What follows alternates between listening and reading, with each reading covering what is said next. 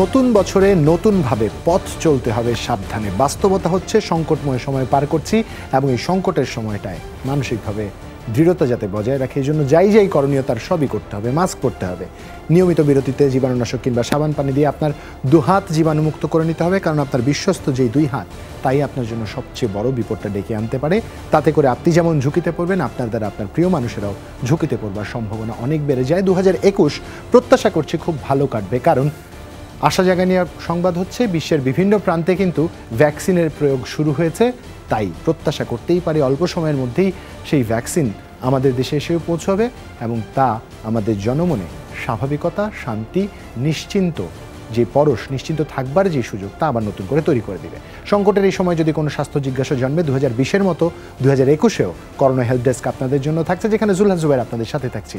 সরাসরি ফোন করতে পারেন কিংবা লিখে জানাতে পারেন আপনাদের যে কোনো স্বাস্থ্য জিজ্ঞাসা, যার উত্তর দিতে বিগত বছরের ধারাবাহিকতায় আজ আমাদের সাথে আছেন অধ্যাপক ডাক্তার এস এম মোস্তফা জামান, মেডিসিন ও হৃদরোগ বিশেষজ্ঞ BSMMU, আছেন ডাক্তার শারমিন আব্বাসী, সহযোগী অধ্যাপক প্রসূতি ও স্ত্রীরোগ, আনোয়ার খান মডার্ন মেডিকেল কলেজ ও হাসপাতাল। এছাড়াও আমাদের সাথে যুক্ত আছেন ডাক্তার আবু সাইদ শিমুল, শিশুরোগ বিশেষজ্ঞ, মুগদা মেডিকেল কলেজ হাসপাতাল। এবং আপনাদের তিনজনকেই নববর্ষের শুভেচ্ছা আমাদের অগুন্তি দর্শকের জন্য, যারা আমাদের উপর নির্ভর করেছেন, বিশ্বাস রেখেছেন অন্তত স্বাস্থ্য জিজ্ঞাসা এবং তার উত্তর পেতে যমুনা টেলিভিশনের উপর আপনাদের যে আস্থা, তাই আমাদের কিন্তু নতুন বছরের প্রথম দিনের অনুপ্রেরণা। তবে বাস্তবতা জানাতে চাই, দেশে আরও 23টি পরিবার তাদের স্বজন হারিয়েছেন। গত 24 ঘন্টায় নতুন করে শনাক্ত হয়েছেন 684 জন, যেটা আশা জায়গা নিয়ে, কারণ হাজারের অনেক নিচে নেমে এসছে। মৃত 23 জনের মধ্যে 17 জন পুরুষ ও 6 জন নারী। মহামারীতে এ পর্যন্ত দেশে প্রাণহানি 7,599 জনের। স্বাস্থ্য অধিদপ্তর জানায় গত 24 ঘন্টায় নমুনা পরীক্ষা করা হয়েছে 9,701টি। এ পর্যন্ত মোট শনাক্ত রোগীর সংখ্যা 5,15,184 জন। 24 ঘন্টায় সুস্থ হয়েছেন 964 জন। মোট সুস্থ এখন 4,59,620 জন। দর্শক, আপনাদের প্রত্যেকের প্রতি একটাই আহ্বান, যে আহ্বানের কথা গত বছর জুড়ে আমরা বলবার চেষ্টা করেছি, তা হচ্ছে নিয়মিত বিরতিতে জীবাণুনাশক কিংবা সাবান পানি দিয়ে হাত জীবাণুমুক্ত করতে একদমই ভোলা যাবে না। এবং দর্শক যারাই ফোন দিচ্ছেন, অবশ্যই টেলিভিশনের ভলিউমটি কমিয়ে আমাদের ফোন দিবেন, তাতে করে আপনাদের প্রশ্নটি বুঝতে আমাদের সুবিধা হবে। আমরা ফোনে একজন দর্শককে পেয়েছেন, তাকে আমরা যুক্ত করতে চাই আমাদের নতুন বছরের পথ চলায় করোনা হেল্প ডেস্কের প্রথম কলার। দর্শক, নববর্ষের শুভেচ্ছা এবং সেই সাথে আপনার নাম এবং বয়স বলে প্রশ্ন করুন। হ্যালো, আসসালামু আলাইকুম। ওয়ালাইকুম আসসালাম। স্মৃতি সরকার বলছি রাজশাহী থেকে। জি বলুন। সবাইকে হ্যাপি নিউ ইয়ার। আপনাকেও নববর্ষের শুভেচ্ছা। এবং যমুনা টিভি এবং সকল ডাক্তার এবং জুবাই ভাই সবাইকে ধন্যবাদ। আমি প্রশ্নগুলো করে উত্তরগুলো পাচ্ছি এই জন্য কৃতজ্ঞ। জি। এখন আমার বাচ্চার বয়স হচ্ছে 4 দিন পর 6 মাস পূর্ণ হবে। আচ্ছা। এখন ওর 2 দিন যাবত একটু বেশি কাশি, আজকে একবার অনেক বেশি কাশি দিতেছে। 5-7 মিনিট পর পর একবারে অনর্গল 5-7 কাশি দিতেছে আর কি। আচ্ছা, এর মধ্যে কি জ্বর এসেছিল ওর? না, জ্বর নাই, শুধু কাশি। বাসায় কারো জ্বর এসেছিল? না না, এমনিতে ওর মানে শুকনা কাশি, একবার তো নাক টাক সব ক্লিয়ার আছে, কিন্তু শুকনা কাশি বেরিয়ে দিতেছে আর কি। আচ্ছা, কোনোভাবে ঠান্ডা লাগেনি তো? না, ঠান্ডা নাই। আচ্ছা শ্রুতি, অসংখ্য ধন্যবাদ, আপনি আমাদের সাথে থাকবেন। ভাই একটু শুনে জি। এখন আর 4 দিন পর 6 মাস পূর্ণ হবে। এখন বাবুরে কি খাবার দিয়ে শুরু করতে পারি? ওর বাড়তি খাবার চাই কি, একটু যদি বলতেন। নিশ্চয়ই ডাক্তার আবু সাইদ শিমুল আছেন, তিনি আপনার প্রশ্নের উত্তর দিবেন। ডাক্তার আবু সাইদ শিমুল, সেই সাথে একটু ছোট করে যুক্ত করে দিতে চাই, আপনার যদি মনে থাকে, রানা আমাদের অনেক আগে কিন্তু লিখেছিল তার 2টো সন্তান ভূমিষ্ঠ হয়েছে এবং তার স্ত্রী যখন কনসিভ করেছিলেন সেই সময় থেকে আমাদের ফলো আপে ছিলেন ডাক্তার শারমিন আব্বাসী। আপনার যদি মনে থাকে, তাদের 2 জন সন্তান ভূমিষ্ঠ হয়েছে। একজনের ওজন 1200 গ্রামের মতো ছিল জন্মের সময়, আরেকজনের কিঞ্চিত বেশি। তো 1200 গ্রাম যার ওজন ছিল, তার জ্বর এসছে খুব। সেক্ষেত্রে তিনিও আমাদের কাছে সহায়তা প্রত্যাশা করছেন, তাকে কি ডোজে ওষুধ দেওয়া যেতে পারে? আমাকে কি শোনা যাচ্ছে? জি, স্পষ্ট। আসলে আমাদের এদিক থেকে আমরা তিনজনই শুনতে পাচ্ছি না। প্রথম অংশ যিনি আসলে দর্শক যিনি প্রশ্ন করেছেন তার উত্তরটা দিচ্ছি। আসলে পরের কথাগুলো আমরা যেহেতু শুনতে পারিনি, সেটা আসলে আমরা কিছু আসলে সেটার উত্তর বা কি বলতে হবে সেটা এই আমাদের দিক থেকে আমরা বলতে পারছি না। 6 মাস বয়সের একটা বাচ্চার জন্য ফোন করা হয়েছিল আমাদেরকে। কাশি আছে, শুকনা কাশি, জ্বর নেই।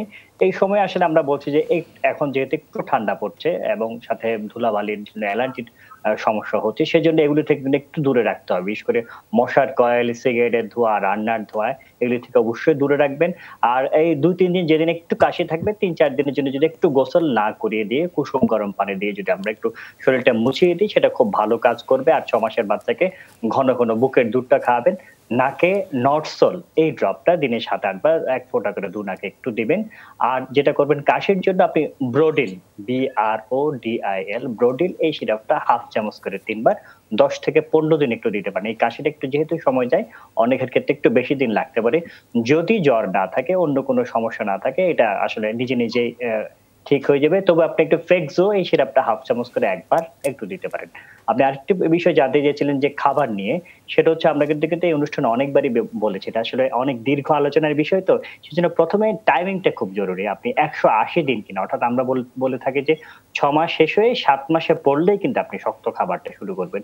১ম এ একদম খিচুড়ি বা একেবারে অনেক রিচ ফুড দিয়ে দিবেন না। আপনি ১ম যেটা করবেন বুকের দুধ যেটা আছে এক্সপ্রেস একটা চিপ দিয়ে বা পাম দিয়ে বুকের দুধটা একটু বের করে দিয়ে ২-৩টা ভাতের দানা কষলি একটু দিবেন, অভ্যস্ত করাবেন। এভাবে যদি ভাতটা খেতে পারে একটু ডাল দেন, ৩-৪ দিন পরে একটু আলু দেন, ৩-৪ দিন পরে একটু মাছ, মাংস এগুলো দেন।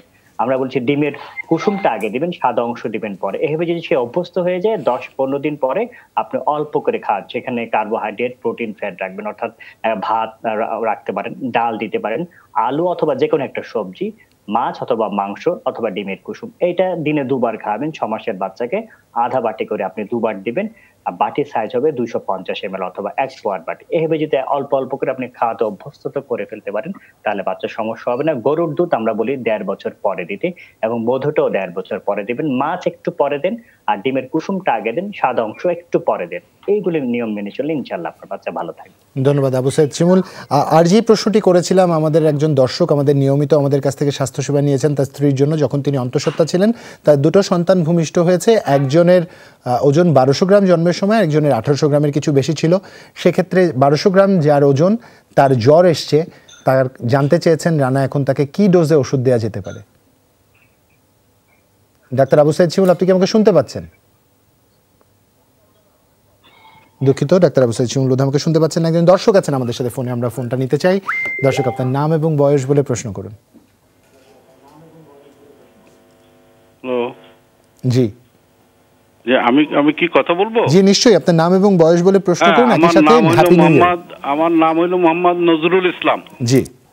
আমার বয়স হলো 66 বছর। জি। আমার বর্তমান সমস্যা হচ্ছে যে আমার পেটের নাভির নিচে এখানে ভিশ করে ব্যথা করে। আচ্ছা। আজকে প্রায় 1 মাস ধরে ব্যথা করছে। আমি ডাক্তার অনুসারে আমি কিছু ওষুধ খেয়েছি, তাতে আমার কাজ হচ্ছে না। আচ্ছা। এই ওষুধের নাম হলো এলজেন, ট্যাবলেট খেয়েছি আমি, তাতে আমার কাজ হচ্ছে না। আর আমার এই ডান পাশের পাঁজরের নিচেই একটা কন্টিনিউ একটা ব্যথা আছে, বুঝলেন? আচ্ছা। হ্যাঁ, তো এই ব্যথাটা কোনো কোনো সময় একটু চাগা দেয় আর কোনো কোনো সময় ওটা শরীরের সাথে মিশে থাকে। আচ্ছা। হ্যাঁ, আর আমি এখান থেকে 1 বছর আগে আমি পাইলস এবং প্রোস্টেট গ্ল্যান্ড পরপরই অপারেশন করেছি। আচ্ছা।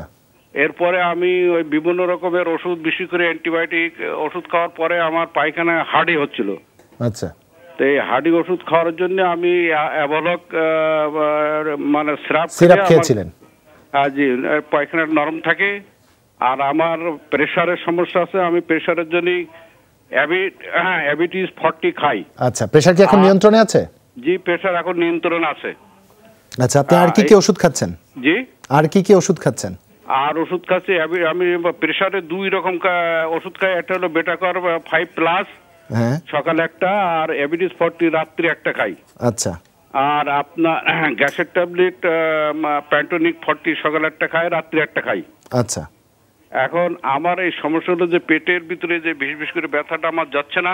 আচ্ছা, বুঝতে পেরেছি। ধন্যবাদ দর্শক ফোন দেওয়ার জন্য। প্রফেসর মোস্তফা জামান, আপনি যদি দর্শকের প্রশ্ন শুনে থাকেন, আমরা সরাসরি প্রফেসর মোস্তফা জামানের কাছে চলে যেতে চাই। আমাদের একজন দর্শক ফোন দিয়েছিলেন, তিনি তার স্বাস্থ্য জিজ্ঞাসার উত্তর প্রত্যাশা করছেন। জি, ধন্যবাদ জুবায়ের। আসলে আমরা বছরের প্রথম অনুষ্ঠান এটি আমাদের করোনা হেল্পডেস্কের, এবং দর্শকদেরকে নববর্ষের শুভেচ্ছা জানাচ্ছি। এবং আমরা যে আশাবাদ নিয়ে আমরা চাচ্ছিলাম, যেটা আশাবাদী যে 2021 সালে হয়তো এটি কার্যকর ভ্যাকসিনের মাধ্যমে আমরা করোনাকে নির্মূল করতে পারবো, সেরকম আশাবাদ ব্যক্ত দিয়ে আজকে শুরু করছে। যে দর্শক প্রশ্ন করেছিলেন তাকে বলতে চাই, তার যে সমস্যাটি, পেটের যে সমস্যাটি কখন বাড়ে কখন কমে জানতে পারলে ভালো হতো, এবং পেটের ডান দিকে পাঁজরের নিচে ব্যথাটি একই রকম কখন বাড়ে এবং কিসে থেকে কমে, কোন খাদ্যের সাথে সম্পর্ক আছে কিনা, এই প্রশ্নটি। আরেকটি বিষয়, একটি ইকো এবং ইটিটি করতে পারলে জানতে পারতাম যে এটি আসলে হার্টের সাথে কোনো সম্পর্ক আছে কিনা। যেহেতু তার প্রশ্নের শেষাংশে কিছু কারিগরি ত্রুটির জন্য আমরা কিছু প্রশ্ন করতে চেয়েছিলাম, সেটি করতে পারিনি। তবে আমি বলবো তাকে আপাতত তিনি যে ওষুধগুলো খাচ্ছেন, প্রেশারের জন্য 2টি ওষুধ খাচ্ছেন, অ্যাবেটিস 40 এবং ভিটামিন এ খাচ্ছেন, তিনি এটি খেয়ে যাবেন, প্রেশারের জন্য নিশ্চয়ই নিয়ন্ত্রণে আছেন। আর তার গ্যাস্ট্রিকের জন্য প্যানক্রিয়াস খাচ্ছেন 40 মিলিগ্রাম বলেছেন, সেটিও খাবেন। অ্যান্ড্রিল খাচ্ছেন, কিন্তু অ্যান্ড্রিলটি হার্টের জন্য খাচ্ছেন না কিসের জন্য খাচ্ছেন, ইটিটি বা ইকোকার্ডিওগ্রাফি করলে জানতে পারবেন যে, এবং হাঁটাহাঁটি করলে বুকের চাপ হয় কিনা বা ভার হয় কিনা এটি কিন্তু তিনি বলেননি। তো তার আইবিএস আছে, পেটের সমস্যা আছে তিনি বলেছেন, এবং যেসব খাদ্যে তার আইবিএস বাড়ে আমরা কিন্তু বলে থাকি সেই খাদ্যগুলো একটু বর্জন করতে হবে, অ্যাভয়েড করতে হয়, এবং বেশি করে পানি পান করবেন। আমাদের বিশ্বাস এটি আসলে পেটের সমস্যা, একটু সময় লাগে যেতে, কিন্তু হার্টের যদি কোনো সমস্যা না থাকে তাহলে ভয়ের কোনো কারণ নেই। আমি তাকে আপাতত বলবো যে ট্যাবলেট ভিসেট, যদি পেটে এরকম চিনচিন করে বা স্পাজম হয় তাহলে ভিসেট এটি 1টি করে 3 বেলা খেতে পারেন যদি তার পেটে কোনো স্পাজম হয়। এছাড়া তিনি যদি পায়খানা তার কোষ্ঠকাঠিন্য থাকে, শক্ত হয়, অনেক সময় আমরা অ্যান্টাসিড প্লাস জাতীয় ওষুধ দিয়ে থাকি সাময়িকভাবে যখন প্রয়োজন হবে, এবং ডমপ্রেডন 10 মিলিগ্রাম 1টি করে 3 বেলা খাবার আধা ঘন্টা আগে খাবেন। যদি ব্যথা থাকে অনেক সময় ট্যাবলেট প্যারাসিটামল বা নাপা আমরা দিয়ে থাকি, আর যদি দেখেন ব্যথা না থাকে তাহলে প্যারাসিটামল জাতীয় ওষুধ খাবার প্রয়োজন নেই। তবে পেটের যে স্পাজম যেরকম হয়ে থাকে সেগুলোর জন্য ভিসেরালজিন বা ভিসের জাতীয় ওষুধটি বেশি কার্যকর হয়ে থাকে। একটি বিষয় আমি বলতে চাচ্ছি যে ইকোইটি করে তিনি আমাদের সাথে যোগাযোগ করবেন। আর আইবিএস জন্য নিশ্চয়ই তিনি আগে কিছু ওষুধ খেয়েছেন, যেমন রস্টিল সকালে একটি, রাতে একটি, এই ওষুধটি আগামী 3 মাস খেতে পারেন। তো এগুলো ওষুধ খেতে থাকেন, ভয়ের কোনো কারণ নেই। এবং যে পরীক্ষা দুটি বললাম সেই পরীক্ষাগুলো করে আমাদের সাথে জানাতে পারলে, এবং তার ডায়াবেটিস আছে কিনা সেটাও জানাননি, আশা করছি আমরা তার সাথে শুভকামনা করছি। এই পরামর্শ চলতে থাকেন, আমাদের সাথে আবার যোগাযোগ করলে পরবর্তীতে এই পরীক্ষা দুটি করে আমরা তাকে আরো বিস্তারিতভাবে পরামর্শ দিতে পারবো। ধন্যবাদ আপনাকে প্রফেসর মোস্তফাজ্জামান। ডাক্তার শারমিন আব্বাসী, আপনার কাছে আসলে আমাদের প্রত্যেকেরই তো গত 1 বছরের প্রচুর মিষ্টি জমেছে, অনেক সন্তান নিশ্চয়ই এর মধ্যে অনেক বাবা মার ঘরে ভূমিষ্ঠ হয়েছে, সেই মিষ্টির প্রত্যাশায় আমরা থাকলাম। তবে ইউনুস খান লিখছে তার স্ত্রীর জন্য আমাদের প্রশ্ন করেছে, জানাচ্ছে 25 সপ্তাহের অন্তঃসত্ত্বা, জানতে চেয়েছেন কত সপ্তাহে বাচ্চার মুভমেন্ট গণনা করা যায়, একই সাথে কতবার গণনা করা হয়, এটাও তিনি জানতে চেয়েছেন। প্রথম মা হিসেবে নিশ্চয়ই আগ্রহের জায়গাটা তার আছে, একই সাথে এই সময় তিনি নিজের কি করে বাড়তি যত্ন নিতে পারেন তাও জানতে চেয়েছেন। সবাইকে নতুন বছরের শুভেচ্ছা জানাই। আর মিষ্টি তো চেয়েছেন, এখন করোনার এই সংকটের সময় তো 24 লক্ষ মা প্রেগনেন্ট জুবাইর, 24 লক্ষ বাড়ি থেকে যদি মিষ্টি আসে আপনার জন্য চিন্তাই করা যাচ্ছে যে কি একটা অবস্থা হবে। তারপর আপনার মনের আশা আমরা পূরণ করব। তো এখানে যেটি হয়েছে যে একটি জায়গায় আপনি মিষ্টি পাওয়ার প্রাপ্য, এই কারণে যে করোনা হেলথ ডেস্ক দেখে অনেক ঝুঁকিপূর্ণ গর্ভাবস্থার মারাও কিন্তু সেফ ডেলিভারি করেছে, ইনস্টিটিউশনাল ডেলিভারি হয়েছে। সেই জায়গা থেকে তো সাধুবাদ এবং মিষ্টি আপনার জন্য অপেক্ষা করছে। আর যারা প্রশ্ন করেছে নতুন বাবা মা অনেকেই কিন্তু এই ধরনের প্রশ্ন করেন, বাচ্চার মুভমেন্ট নিয়ে তারা চিন্তা করেন, কতবার হাসপাতালে যেতে হবে সেটি নিয়ে চিন্তা করেন। সেই জন্যই কিন্তু আমরা বলি যে গর্ভকালীন সেবা বা আমাদের ভাষায় যেটিকে বলা হয় ইন্টিনেটাল চেকআপ, এই চেকআপ জিনিসটা কিন্তু উন্নত দেশ বলুন, অনুন্নত দেশ বলুন, উন্নয়নশীল দেশ বলুন, প্রতিটি দেশের জন্যই ইম্পর্টেন্ট। এবং বাংলাদেশ যখন সাস্টেইন ডেভেলপমেন্ট গোলের কথা বলে সেই জায়গাটার অ্যাচিভমেন্টের জায়গাতে কিন্তু আমাদের ইন্টারন্যাশনাল কেয়ারের কভারেজ যদি আমরা না বাড়াতে পারি তাহলে মাতৃমৃত্যু সেভাবে কমানো যাবে না, এবং ঠিক সেই জায়গা থেকে কিন্তু কঠিন হয়ে যায় অ্যাচিভ করা গোলটা। সেই হিসেবে আমরা প্রত্যেকটা মাকেই বলি যারা একেবারেই পারবেন না তাদের মিনিমাম 4টা জায়গায় কিন্তু 4টার সময় আপনাদেরকে ভিজিটে আসতে হবে, এবং সেই প্রত্যেকটা ভিজিটে কিন্তু কয়বার মুভমেন্ট বাচ্চা করবে, কবে থেকে করবে, আমরা সবকিছুই বলে দিই। এই 4টা ভিজিটের একটি থাকে বুকিং, একটি থাকে হচ্ছে যে যখন সেই মাটি 18 বা 20 সপ্তাহে যায়, যখন আমরা বলি যে অ্যানুয়াল স্ক্যানের মধ্যে একটা ইম্পর্টেন্ট স্ক্যান করতে হয়, একটা 32 সপ্তাহে, একটা 36 সপ্তাহে যে ডেলিভারি প্ল্যানটি। এখন যে কোনো বাচ্চা কিন্তু 20, 22 বা কারো কারো ক্ষেত্রে 24 সপ্তাহ পর থেকে মুভমেন্ট করার চেষ্টা করে। আমরা বলি যে একটা বাচ্চা ভালো আছে কিনা, একটা মার পক্ষে কখনোই 24 ঘন্টা মুভমেন্ট কাউন্ট করা সম্ভব না। আবার হয়তো কোনো মা শুধু সকালেই কাউন্ট করে ফেললেন, বাচ্চা 20 বার মুভ করলো, দুপুর থেকে রাতে একবারও মুভ করলো না, এমনও হয়। তো সেই জায়গাটাতে যেটি হবে সেটা হচ্ছে যে 3 বেলা মেইন মিল খাওয়ার পরে, সকালের ব্রেকফাস্ট, দুপুরের লাঞ্চ, রাতের ডিনার, 1 ঘন্টা করে যদি আমরা মুভমেন্ট কাউন্ট করি, কোনো বাচ্চা যদি 4 বার মুভ করে এই 1 ঘন্টায়, তাহলে 4 × 3 = 12 বার। সো 12 বার মুভ করলে দ্যাট ইজ পারফেক্ট। তার চেয়ে যদি কম হয় তখন কিন্তু একটু চিকিৎসককে জানাতে হবে। আর মুভমেন্ট কম পাওয়া মানেই মা হয়তো কম খাচ্ছেন, কম তার ওয়েট গেইন হচ্ছে, অথবা দুশ্চিন্তায় কম ঘুমাচ্ছেন, অথবা ডায়াবেটিস, অথবা প্রেশার, অথবা অন্য কোনো সিস্টেমিক প্রবলেম আছে, সেই জিনিসগুলো ইভালুয়েশন করতে হবে। অর্থাৎ এই জায়গাগুলো যদি মাথায় একটু ঠিক থাকে, আমি মনে করি যে নতুন বছরে তো তার একটা ডেলিভারি হবে, যেটা হয়তো সেই ডেলিভারি সম্ভব। ধন্যবাদ ডাক্তার শারমিন আব্বাসী, খুব সুন্দর করে আপনি বলছিলেন না 24 লক্ষ বাড়ির মিষ্টির প্যাকেট চলে আসলে একটু ঝামেলা হয়ে যাবে, এই বিষয়টা কারেক্ট করে নিলাম, মিষ্টি লাগবে না, দর্শকরা সহায়তা পেলেই হলো। একজন দর্শক ফোনে আছেন আমাদের সাথে। দর্শক, আপনার নাম এবং বয়স বলে প্রশ্ন করুন, একই সাথে ইংরেজি নতুন বর্ষের শুভেচ্ছা।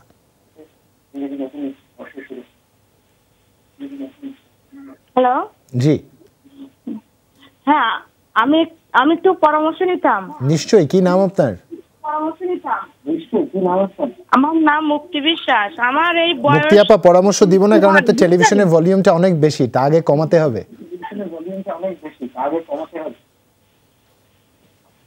এবার বলুন, ভলিউম কমিয়ে আমার দিন। বয়স 31। জি। আমি এই প্রতি বছর এই শীতের মরশুমে আমার এই হাত যন্ত্রণা হয় ডান সাইড দিয়ে। রাতে শোয়ার পরই এই যন্ত্রণাটা শুরু হয়, সারা দিনে কিছু বুঝি না। কিরকম যন্ত্রণা? ব্যথা করে, ঝিমঝিম করে? কোমর পর্যন্ত এই যন্ত্রণাটা হয় রাতে শোয়ার পরে। আচ্ছা, শোয়ার পরে কাজ করলে কি যন্ত্রণা বাড়ে? না, কাজের ভিতরে কোনো কিছুই বুঝি না, দিনের বেলায় কোনো ব্যথা থাকে না, যন্ত্রণা থাকে না। আচ্ছা, মানে কাত হলে শুলে ব্যথা বাড়ে নাকি সোজা হয়ে শুলে ওই ব্যথাটা বাড়ে? ওই সোজা হয়ে শুই তো, আমি সোজা হয়ে শুই। আচ্ছা, সোজা হয়ে শুলে ব্যথাটা বাড়ে। আপনি যে বিছানাটায় ঘুমান, বিছানাটা কি নরম না শক্ত? আমি তো মাঝামাঝি। মাঝামাঝি। বালিশ কটা দেন মাথার নিচে?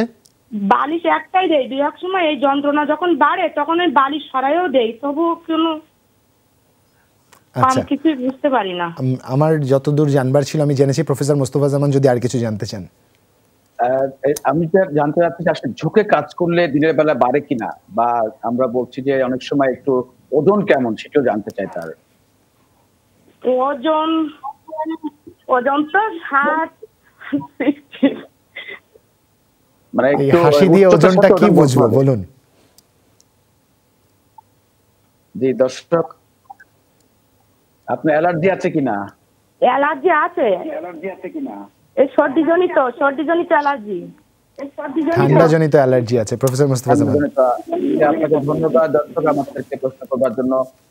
প্রথম পরামর্শ, যদি ওজন বেশি হয়ে থাকে ওজন কমাতে হবে, এবং এটি বড় কোনো সমস্যা নয়। সাধারণত আমরা দেখে থাকি, যেহেতু আপনি বলছেন শীতকালে হয়, অন্য সময় হয় না, এতেও কিন্তু আমরা বলি যে ভালো লক্ষণ। যদি কোনো বড় রোগ হতো তাহলে কিন্তু এরকম সিজনের সাথে সম্পর্ক থাকার সম্ভাবনা কম থাকতো। যেহেতু শুধু শীতকালে হয়, এবং আমরা বলে থাকি যে ঠান্ডা ধুলোবালির সাথে অনেক সময় সম্পর্ক থাকে, অ্যালার্জির সাথে সম্পর্ক থাকে, সেটার জন্য সর্দি কাশি হতে পারে।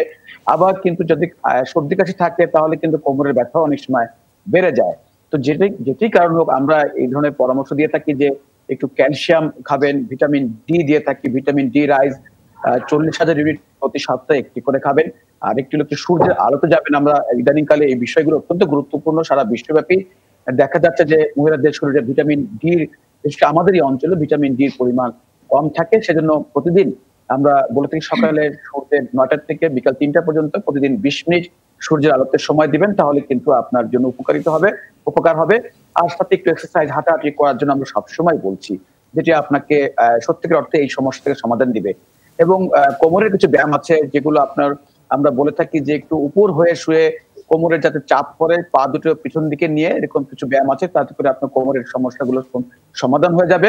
আর যদি একান্ত ওষুধ খেতে লাগে, আপাতত প্রথম দিকে আমরা ট্যাবলেট প্যারাসিটামল 500 মিলিগ্রাম প্রতি সকালে একটি, দুপুরে একটি, রাতে একটি খাবেন। যদি এরপর না হয় তাহলে ক্যাপসুল ইন্ডোমেট এসআর প্রতি রাতে একটি করে খাবেন। তাতে করে সাময়িকভাবে আপনার এই সমস্যা কমবে। সঙ্গে আপনার ক্যালসিয়াম, ভিটামিন ডি এবং ভিটামিন B12 এই ওষুধ এগুলো যদি খেতে পারেন এবং ওজন যদি কমিয়ে রাখতে পারেন, আমার বিশ্বাস এটি খারাপ কোনো সমস্যা না। আস্তে আস্তে আপনি একেবারেই সুস্থ হয়ে যাবেন। ধন্যবাদ প্রফেসর মোস্তফা জামান। ডাক্তার আবু সাইদ শিমুল, আপনার কাছে একজন প্রশ্ন করেছেন, তার বাবুর জন্য জন্মের 4 মাস ওজন ঠিক ছিল, এখন ওর 8 মাস 20 দিন, ওজন 6 কেজি 400 গ্রাম, হিমোগ্লোবিন 9, এখনো বসতে পারে না, খাওয়ার প্রতি অনেক অনীহা, দিন দিন অনেক শুকিয়ে যাচ্ছে। এখন কি খাওয়ালে ভালো হবে আর কি চিকিৎসা করা যায়, এটা তিনি জানতে চেয়েছেন। একই সাথে আপনাকে আগে যে প্রশ্নটি করেছিলাম, রানা প্রশ্ন করেছেন, তার যমজ সন্তান ভূমিষ্ঠ হয়েছে, একজনের ওজন একটু কম 1200 গ্রামের মতো, তার জ্বর এসছে এবং পেটটাও একটু নরম, পায়খানা নরম করছে, 99 to 100 তার টেম্পারেচার রয়েছে। সমাধান চেয়েছেন, কি ওষুধ কি ডোজে খাওয়াবে? এখন বয়স কত ওই বাচ্চার? 2 সপ্তাহ। 2 সপ্তাহ। এখন ওজন, বর্তমান ওজনটা কি জানাতে পেরেছিল উনি? না, উনি জানাতে পারেনি, 1200 কিছু বেশি। আচ্ছা, এই মুহূর্তে কিন্তু 1200 গ্রাম ওজন কিন্তু একটা ঝুঁকিপূর্ণ ওজন। আমরা বলে থাকি যেটা 1800 গ্রাম হচ্ছে মোটামুটি। যদিও আমরা বলি যে একদম আদর্শ ওজন হচ্ছে 2.5 কেজি অর্থাৎ 2500 গ্রাম। কিন্তু 1800 গ্রাম বা 1800 গ্রাম পর্যন্ত আমরা বলি যে হ্যাঁ মোটামুটি সেফ। সুতরাং এত ছোট বাচ্চার যদি এরকম জ্বর আসে বা পেট ফুলে যায়, সেক্ষেত্রে আমরা বলবো অতি শীঘ্র একজন চিকিৎসকের শরণাপন্ন হওয়া উচিত। কিন্তু প্রথমে যেটা আসলে এই ক্ষেত্রে নিশ্চিত হতে হবে আসলে তার জ্বর আসছে কিনা। থার্মোমিটার দিয়ে অনেক সময় আমরা দেখা যায় যে গা ধরে বলে দিচ্ছি যে না বাচ্চার তো বোধহয় জ্বর। এই জিনিসটা কিন্তু একটু খেয়াল রাখতে হবে। আপনি থার্মোমিটার দিয়ে একটু মাপুন, যদি দেখেন যে আসলে সে তার জ্বরটা আছে কিনা। আর দুধটা ঠিক মতো খাচ্ছে কিনা। যদি দেখেন যে না দুধ ঠিক মতো খাচ্ছে, অন্য কোনো সমস্যা নেই, সেক্ষেত্রে আমরা বলি 2 ঘন্টা পর আরেকবার মেপে দেখুন।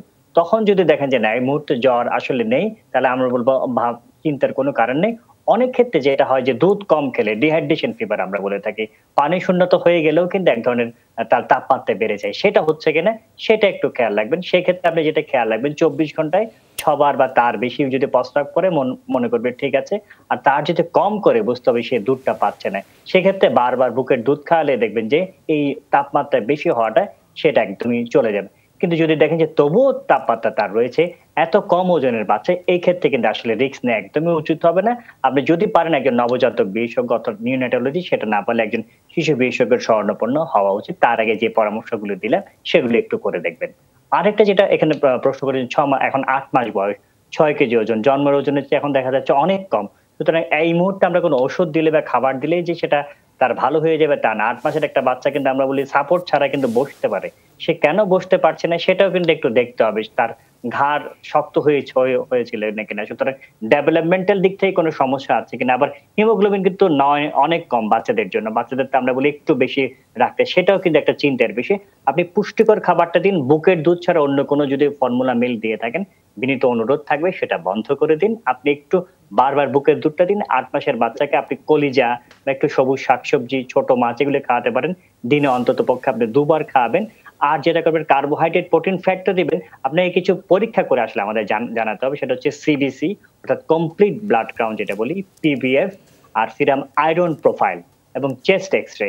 এই জিনিসগুলি করে যদি আমাদেরকে জানান, তাহলে আমরা সুনির্দিষ্টভাবে বলতে পারবো যে তার আয়রনটা কেন কম। তখন পরবর্তী আমরা যদি কিছু ওষুধ দিই, ইনশাআল্লাহ আপনার বাচ্চা ভালো হয়ে যাবে। আপাতত আপনি একটা ভিটামিন খাওয়াতে পারেন, যে বিকোজিন, এই সিরাপটা 1 চামচ করে প্রতিদিন একবার করে খাবান। এইটা খাইয়ে যান, আর পরীক্ষাগুলি করে যদি আমাদের জানান, তাহলে পরবর্তীতে আপনার চিকিৎসা দিলে ইনশাআল্লাহ আপনার বাচ্চা ভালো। ধন্যবাদ ডাক্তার আবু সাইদ শিমুল। একজন দর্শক আছেন আমাদের সাথে। দর্শক, আপনার নাম এবং বয়স বলে প্রশ্ন করুন। ইংরেজি নতুন বছরের শুভেচ্ছা। জি, আমার নাম তামান্না, আমি গোপালগঞ্জ থেকে বলছিলাম। আমার বয়স 21। জি তামান্না, বলুন। আমার সমস্যা, আমি বাচ্চা কনসেপ্ট করি, বাট 2 মাস 2.5 মাস পর পর আমার বাচ্চা অ্যাবর্শন হয়ে যায়। বাচ্চার হার্টবিটটা আসছে না। আচ্ছা, বাচ্চার হার্টবিট আসছে না। আচ্ছা, বুঝতে পেরেছি। তামান্না, সেক্ষেত্রে আমাকে কিছু তথ্য দিয়ে সহায়তা করবেন। আপনার থাইরয়েড জনিত কোনো সমস্যা আছে? না। আপনার ব্লাড সুগারের কোনো সমস্যা আছে? না, আমি যতগুলো টেস্ট করছি, আমি হাজবেন্ড প্রত্যেকটা টেস্টে পজিটিভ। আপনার হাজবেন্ডেরও ঠিক আছে সবকিছু? জি, পজিটিভ টেস্টগুলো। তারপরে আমার জ্ঞানের এতটুকুই সীমাবদ্ধতা, এরপর ডাক্তার শারমিন আব্বাসী জানতে চাইবেন। জি, কতবার ওনাদের মিসক্যারেজ বা অ্যাবর্শনের ঘটনাটি কতবার ঘটেছে এই পর্যন্ত? 3 বার ঘটছে। বাচ্চার হার্টবিট আসছে না, 3 বার ঘটছে। আচ্ছা, ঠিক আছে, আমরা বুঝতে পেরেছি। এখানে আসলে যেটি হচ্ছে সেটি হচ্ছে যে বাচ্চার হার্টবিট আসছে না। একটা হয় যে হার্টবিটই আসছে না, আরেকটা হচ্ছে হার্টবিট আসার পরে বাচ্চাটি কোনো কারণে মিসক্যারেজ হয়ে যাচ্ছে। ওনার ক্ষেত্রে সবকিছু কিন্তু আর্লি অবস্থায় হচ্ছে। পুরো পৃথিবী জুড়ে গাইনোকোলজিস্টদের যত ধরনের গবেষণা আছে এই অ্যাবর্শনকে বা মিসক্যারেজকে কেন্দ্র করে, এই আর্লি হার্টবিট না আসার প্রসঙ্গটি ম্যাক্সিমাম ক্ষেত্রে যেটি দেখা যায় সেটি হচ্ছে এটি কোনো ধরনের ক্রোমোসোমাল অ্যাবনরমালিটি অথবা কোনো হরমোনাল সমস্যার সঙ্গে জড়িত। তাহলে এখন ওনার সেরকম কোনো জেনেটিক বা ক্রোমোসোমাল অ্যাবনরমালিটি হচ্ছে কিনা সেই বিষয়গুলোর একটা ইভ্যালুয়েশন প্রয়োজন আছে। এবং আর্লি প্রেগন্যান্সি লসের কিন্তু ম্যাক্সিমামই সেই কারণটির মধ্যে পড়ে। আমরা গতানুগতিক ভাবে ওজিটিটি, সেরাম টিএসএইচ করাই বা একটা আল্ট্রাসাউন্ড করাই, যেখানে হয়তো আপাত দৃষ্টিতে আমাদের কাছে মনে হয় সবকিছু ভালো আছে, কিন্তু পরপর যখন 3 বার লস হয়ে যায় তখন কিন্তু এই জেনেটিক ইভ্যালুয়েশন গুলো আমাদের করার প্রয়োজন আছে। এবং কিছু কিছু জায়গায় আমাদের এই মহিলারা কিছু কোয়াগুলেশন রিলেটেড ডিসঅর্ডারে ভোগেন, সেই জিনিসগুলো কিন্তু পরীক্ষা করে এখন দেখার বিষয় আছে। একটা বড় অংশে আমরা টর্চ স্ক্রিনিং করলে টর্চের যে ভাইরাস গুলো আছে সেটাও কিন্তু অনেক সময় পজিটিভ দেখি। অতএব সেই জায়গাগুলো ওনার এখন প্রপার ইভ্যালুয়েশন লাগবে। আমি বলবো যে আপনি যদি একজন ভালো ডাক্তারকে দেখান, এবং স্পেশালি যারা হাই রিস্ক প্রেগন্যান্সি নিয়ে কাজ করে, আপনার জন্য খুব ভালো একটা প্রতিষ্ঠান হবে বঙ্গবন্ধু শেখ মুজিব মেডিকেল বিশ্ববিদ্যালয়ের হাই রিস্ক যে আউটডোরটা থাকে সেখানে যে আপনি যদি একটু ইভ্যালুয়েশন করে নেন। কারণ এখানে ভাইরাস আছে কিনা দেখতে হবে, কোয়াগুলেশন ডিসঅর্ডার আছে কিনা দেখতে হবে, এবং প্রয়োজনে হয়তো কখনো কখনো জেনেটিক ডিসঅর্ডার আছে কিনা সেটাও ইভ্যালুয়েশন প্রয়োজন হয়। এবং এই ধরনের রোগীগুলোর এই প্রিকনসেপশনাল কাউন্সেলিং করার পরে তারা যখন কনসিভ করার ট্রাই করে, সেই সময় থেকে কিন্তু আমরা কিছু বিশেষ ওষুধ শুরু করি, ফলিক অ্যাসিড, জিঙ্ক, কারো কারোর জন্য অ্যাসপিরিন জাতীয় ওষুধ, কারো কারোর জন্য vitamin E and C combination, কারো কারোর জন্য কিন্তু low molecular weight heparin injection. অতএব উনি এখন কিন্তু সেই পর্যায়ে চলে গেছেন। অতএব সেই পর্যায়ের ট্রিটমেন্টটা পাওয়ার জন্য খুব ভালো একজন স্পেশালিস্টের প্রয়োজন হবে, যাকে দেখিয়ে একটা পূর্ণাঙ্গ ম্যাপ আপনার কি প্রবলেম হচ্ছে সেটা করে তার সমাধানের পথগুলো খুঁজলে আমার কাছে মনে হয় নেক্সট প্রেগন্যান্সি থেকে এরকম হবে না।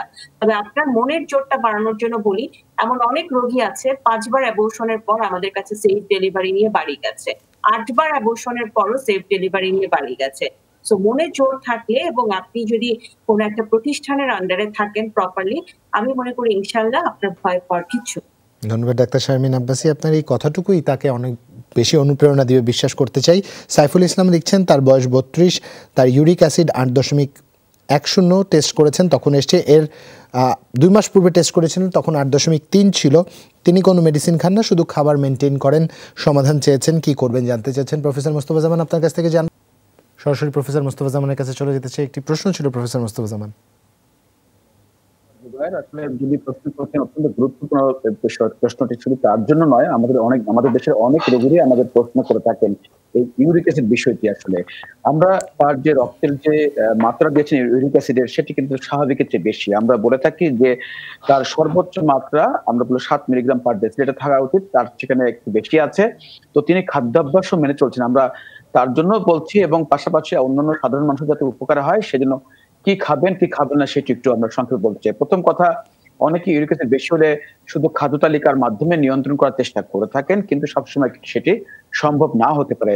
তার জন্য বলবো ট্যাবলেট ফেবুস্টেট 40 মিলিগ্রাম প্রতি রাতে একটি করে আপাতত খাবেন। অনেক সময় আমরা এই ডোজ বা মাত্রা আস্তে আস্তে বাড়িয়ে থাকি। পাশাপাশি কি খাবেন বা কি খাবেন না, আগে আমরা বলি কি খাবেন না। সাধারণত আমরা বেশি বলে থাকি ইউরিক অ্যাসিড যদি বেশি থাকে তাহলে আমরা বলি প্রাণীজ উৎসের যেমন গরু, খাসি বা মহিষের মাংস, লাল মাংস বলে থাকে, সেগুলোকে একটু বর্জন করতে বলি। এতে ইউরিক অ্যাসিডের সোর্স বা মাত্রা বেশি বাড়তে পারে। আরেকটি বিষয় হলো যে উদ্ভিদ উৎস, যেমন আমরা বিভিন্ন ধরনের ডাল, আমরা মটরশুঁটি, ছোলা, যে এরকম যে ডালগুলো আছে সেগুলো একটু বর্জন করতে বলি। এছাড়া মটরশুঁটি, সিমের দানা, এরকম কিছু বিষয় আছে সেগুলোকে আমরা অ্যাভয়েড করতে বললে ভালো হয়। মাছের মধ্যে যেমন চিংড়ি মাছ আমরা বর্জন করতে বলি। এছাড়া পালং শাক, এরকম আরো কিছু শাক আছে আমরা বলে থাকি পুঁই শাক, এগুলোতেও কিন্তু ইউরিক অ্যাসিড মাত্রা বাড়তে পারে। তবে কিছু বিষয় আছে যে খেলে কিন্তু ভালো হয়, যেমন আমরা বলি আলু, কলা, টমেটো, দুধ, এগুলোতে কিন্তু ইউরিক অ্যাসিডের মাত্রা কমাতে সাহায্য করে। সুতরাং আমরা যদি খাদ্যাভ্যাসটি মানতে পারি, পাশাপাশি আবার বলছি যে উদ্ভিদ উৎসে যে বাড়ানোর যে সক্ষমতা, তার চেয়ে বেশি কিন্তু প্রাণীজ উৎসের যে ইউরিক অ্যাসিড সেটি কিন্তু বেশি ক্ষতিকর, সেটির মাত্রা খুব তাড়াতাড়ি বেড়ে যায়। সপ্তাহে 3 থেকে 4 দিনের বেশি কেউ যদি এই ধরনের লাল মাংস বা গরু, খাসি, মহিষের মাংস কেউ খান, তাহলে কিন্তু ইউরিক অ্যাসিডের মাত্রা তাড়াতাড়ি বেড়ে যাবে। তবে এই যে দর্শক প্রশ্ন করেছিলেন তার জন্য বলছি তিনি খাদ্যগুলিকে অবশ্যই মানবেন, পাশাপাশি তিনি ওষুধ খেতে হবে, যে ওষুধটি আমি নাম বলেছি সেটি খাওয়া শুরু করবেন, এবং পাশাপাশি কিছু এক্সারসাইজ আমরা দিয়ে থাকি। আশা করছি তিনি যদি এগুলো মানতে পারেন তাহলে ইউরিক অ্যাসিডের মাত্রা কমবে। অনেকের কারো গেটে বাত হয় এই ইউরিক অ্যাসিডের মাত্রা বেড়ে, তাহলে সেক্ষেত্রে অনেক সময় আমরা কিছু এক্সারসাইজ দিয়ে থাকি এবং কিছু আমরা ব্যায়াম দিয়ে থাকি। আশা করছি তিনি ভালো থাকবে, তার জন্য শুভকামনা রইল। ধন্যবাদ আপনাকে প্রফেসর মোস্তফা জামান। লায়লা আতিক লিখছেন তার ছেলের নাম মাহির, এর আগে গত 2 দিন আমাদের কাছে SMS করেছেন, সমাধান পেয়ে উপকৃত হয়েছেন। ডাক্তার আবু সাইদ শিমুল সহ সবাইকে ধন্যবাদ। ছেলের প্রথম থেকে ঘুমের সমস্যা, বেশ কয়েকদিন ধরে দিন এবং রাত মিলিয়ে 5-6 ঘন্টা ঘুমাচ্ছে না, বিছানায় ঘুমাতেই চায় না, ঘুমের মধ্যে কান্না করে ওঠে, কোলে নিলে ঘুমায় কিন্তু বিছানাতে ঘুমাতেই চায় না। এক্ষেত্রে করণীয় কি ডাক্তার আবু সাইদ শিমুল? বাবা মা উদ্ধার পেতে চান। আসলে জি, আসলে বয়সটা কিন্তু উল্লেখ করেননি উনি, সুতরাং বয়স উল্লেখ করলে আমাদের জন্য আরেকটু ভালো হতো। এই ক্ষেত্রে আসলে দেখতে হবে তার কোনো ইনফেকশন আছে কিনা, বা শারীরিক কোনো সমস্যা আছে কিনা, যদি জ্বর আছে কিনা সেটা একটু দেখতে হবে, সর্দি আছে কিনা। যদি জ্বর থাকলে আপনি বয়স অনুযায়ী নাপা এইস যে কোনো একটা ওষুধ খাইয়ে দিবেন। নরসল নেজাল ড্রপটা একটু ব্যবহার করতে পারে, আমরা দেখা যাচ্ছে নাক বন্ধ থাকলে এমন হয়।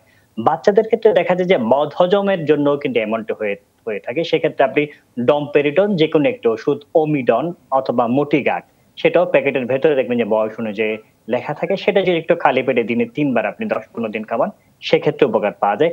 কিন্তু নিয়ম এক্ষেত্রে আসলে মানতে হবে। যদি খুব ছোট বাচ্চা হয়ে থাকে আমরা বলবো বুকের দুধটা দিতে। আর যদি একটু 2 বছরের বেশি বয়সের বাচ্চা হয়, আপনি ঘুমের আগে 1 ঘন্টা আগে যদি গরুর দুধ দেন 1 গ্লাস, তাহলে খুব ভালো উপকার পাওয়া যায়। সন্ধ্যার পর থেকে আপনি চা, কফি এগুলো বাচ্চাকে দিবেন না। আর খুব ছোট শিশু হলে যদি বুকের দুধ খান, আপনিও কিন্তু এটা দিবেন না। এই সবগুলো হচ্ছে আসলে আমরা বলছি কিছু ওষুধ দিয়ে বা কিছু পরামর্শ। কিন্তু দেখা যায় যে এই সাবকন্টিনেন্টে, বাংলাদেশও আমাদের এই সাবকন্টিনেন্টে আমরা ওভার প্রোটেক্টিভ থাকি, অর্থাৎ আমরা বাচ্চাদেরকে কিন্তু ননির পুতুল হিসেবে বড় করতে থাকি।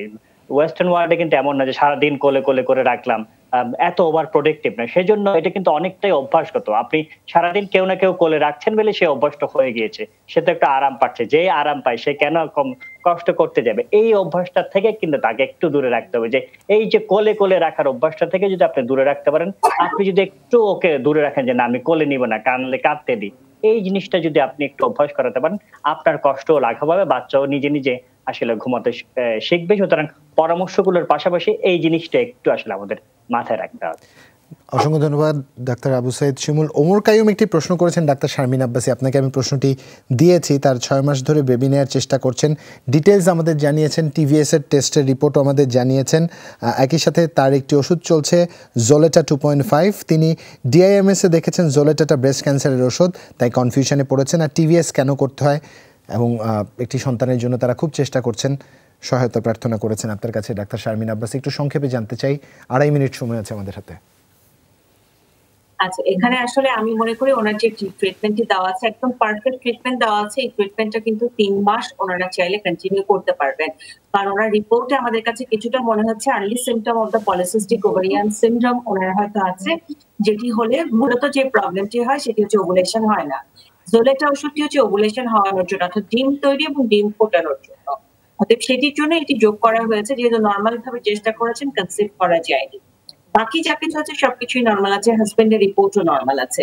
এক্ষেত্রে আমি মনে করি যে অনগোয়িং ট্রিটমেন্টটা ভালো। 13তম দিন আমাদেরকে প্রমাণ করবে জোলেটা সাকসেসফুল হলো কি হলো না, জোলেটার সাথে আর কোনো কিছু দরকার আছে কিনা, পরবর্তীতে ইনজেকশন প্রয়োজন আছে কিনা।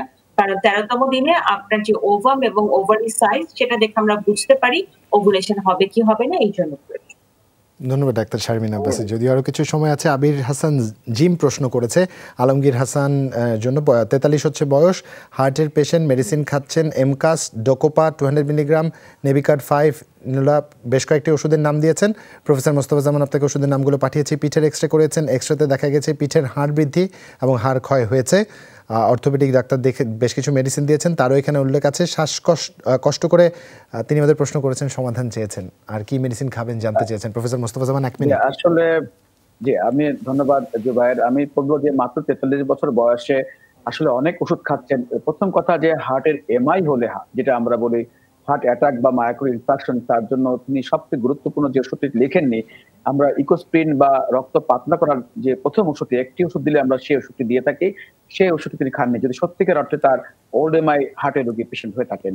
দ্বিতীয় হলো, যদি আরেকটি ওষুধ দিয়ে থাকে রক্তের কোলেস্টেরল বা চর্বি কমানোর জন্য একটি ওষুধ দিয়ে থাকি, সেই ওষুধের নামটিও আমি দেখছি না। যদি এই প্রথম হার্ট অ্যাটাকের রোগীকে আমরা প্রথম এই দুটি ওষুধ আমরা অবশ্যই দিয়ে থাকি, এই দুটি তিনি উল্লেখ করেননি।